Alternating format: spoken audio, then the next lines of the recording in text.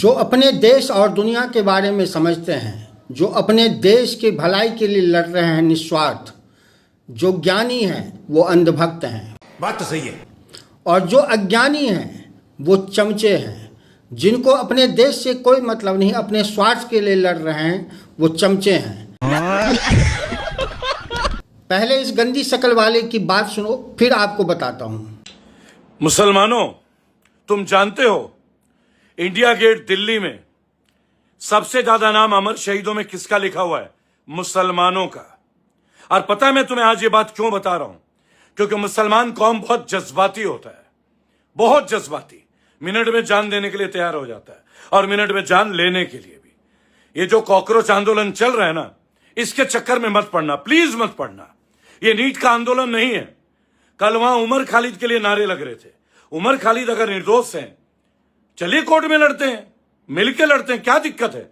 लेकिन कल का आंदोलन नीट का था। हमें चाहिए आजादी, जय जय जय जय जय भीम। उमर खालिद तुम दिल में हो, ये नीट के लिए नहीं था यार। नहीं जानते हैं इस गंदी शक्ल वाले के फॉलोअर्स कितने हैं? 3.4 मिलियन। और जानते हैं वो कौन लोग हैं? जो नॉनसेंस हैं, जिनको अपने देश के बारे में पता नहीं है। क्योंकि इस शुगर को भी पता नहीं है कि इंडिया गेट पे गद्दारों के नाम लिखे हुए हैं, देशभक्तों के नहीं। उसमें सबसे ज़्यादा मुसलमानों के नाम लिखे हुए हैं।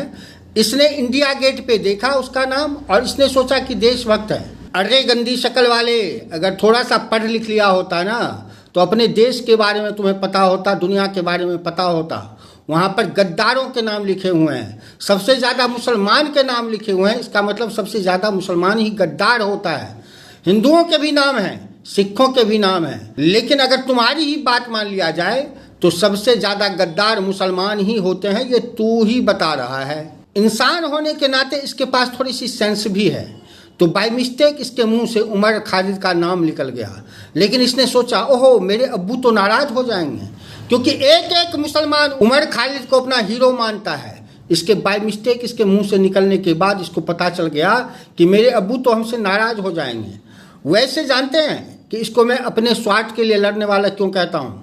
क्योंकि उस दिन कॉकरोच पार्टी की जो जंतर मंतर पर धरना हुआ था, इसमें ये शुगर जैसी शक्ल वाला इंसान माइक लेके कुछ बोलना चाहता था, लेकिन दीपिके और सोनम ने इसको कुछ बोलने नहीं दिया।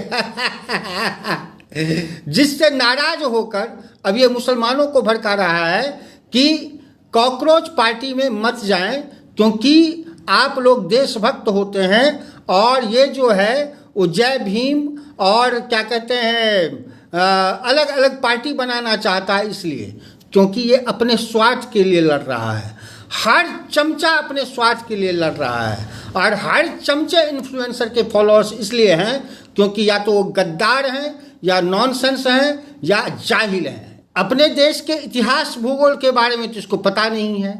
अरे सुन गंदी शक्ल वाले, थोड़ी सी स्टडी किया कर। वर्ल्ड वॉर में अंग्रेजों के तरफ से जो लड़ रहे थे इंडियन, उनका नाम उस पर लिखा हुआ है। और तू उनको गद्दार ही कह सकता है, क्योंकि जो जो इंडियन अंग्रेजों के लिए लड़े या अंग्रेजों के साथ थे, मैं उनको गद्दार समझता हूँ। पूरे इंडियन उनको गद्दार समझते हैं।